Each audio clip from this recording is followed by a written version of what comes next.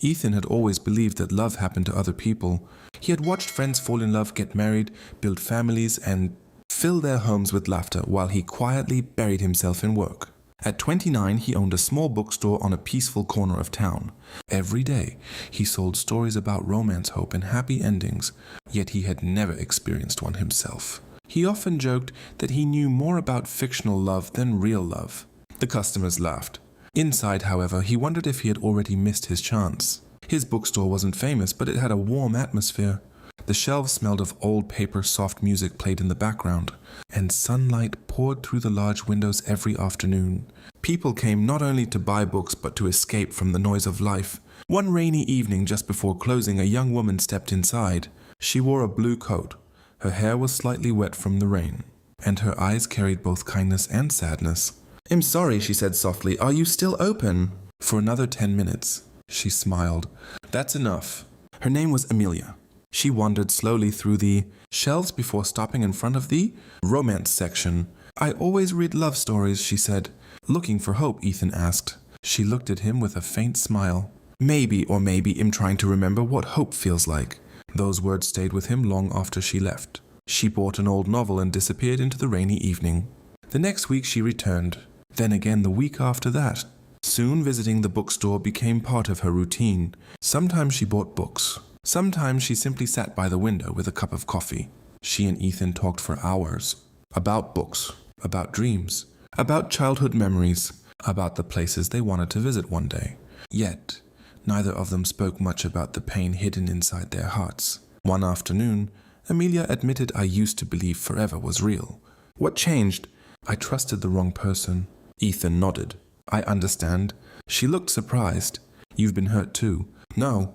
"Then how can you understand?" "I've spent so much time protecting myself that I never gave anyone the chance to hurt me." She smiled sadly. "Sometimes that's another kind of heartbreaker." Their friendship grew naturally. There were no grand romantic gestures, no dramatic confessions, only countless small moments. Morning coffee, shared laughter, long walks after closing the bookstore, conversations that lasted until midnight. For the first time in years, Ethan looked forward to tomorrows. One evening, they visited a small hill overlooking the city. The sunset painted the sky with shades of orange and pink. "It's beautiful," Amelia whispered. Ethan looked at her instead of the sunset. "Yes." She caught him staring. "What?" "Nothing. You weren't looking at the view." "I know." She laughed. His heart raced. For a brief moment he almost told her how he felt, but fear stopped him. What if she didn't feel the same? What if their friendship disappeared? So he remained silent. Months passed. Winter arrived. Snow covered the streets outside the bookstore. One snowy afternoon Amelia didn't come, nor the next day, nor the day after that. Ethan grew worried. Finally she walked into the bookstore looking exhausted. "You disappeared." "I'm sorry."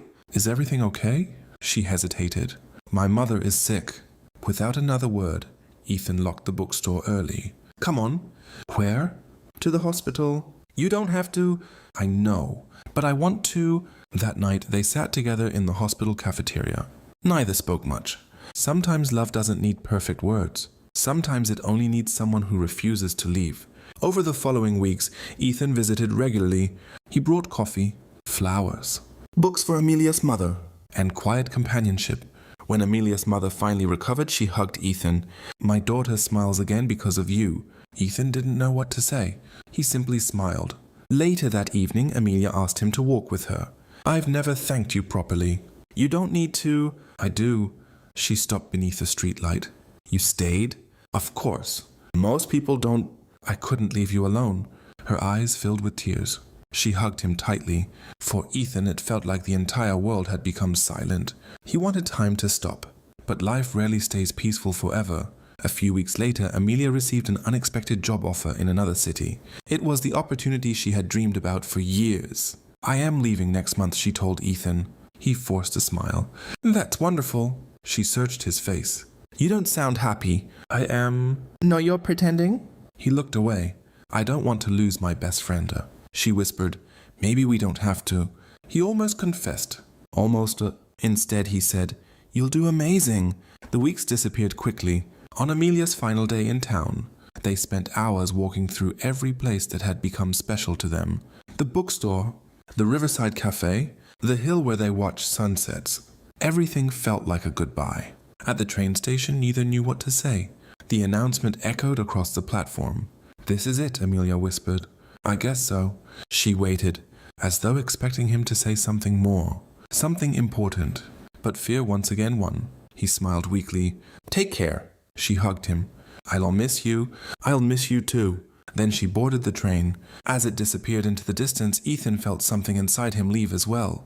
The bookstore became quiet again. Books remained on the shelves. Customers still came. Life continued, but nothing felt the same. Weeks turned into months. They exchanged messages, then fewer messages. Eventually, only occasional birthday wishes. Distance slowly built invisible walls between them. One rainy afternoon, Ethan found the novel Amelia had bought on the day they first met. Inside it was a folded letter. His hands trembled. It was written in Amelia's handwriting. "If you're reading this, it means you finally opened the book. I wanted to tell you something many times, but I was afraid. I fell in love with you long before I left. Every coffee, every walk, every conversation made me hope you felt the same. I waited for you to stop me at the station. I waited for you to say just one sentence. You never did. Maybe silence was your answer. If that's true, I'll accept it. But if someday you discover that your heart was only afraid, come find me. Love deserves at least one brave decision."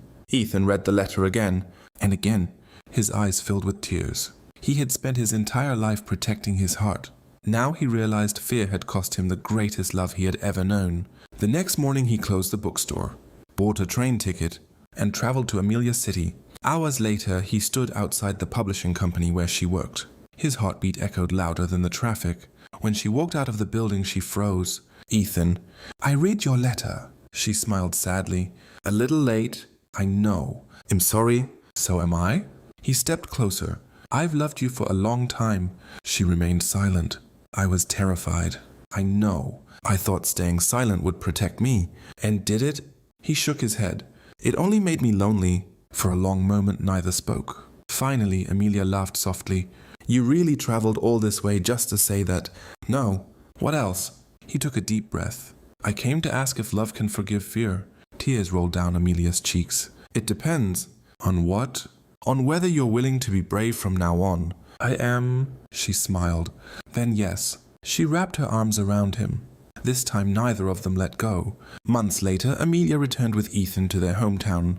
Together they transformed the bookstore into something even more beautiful. Half became a bookstore.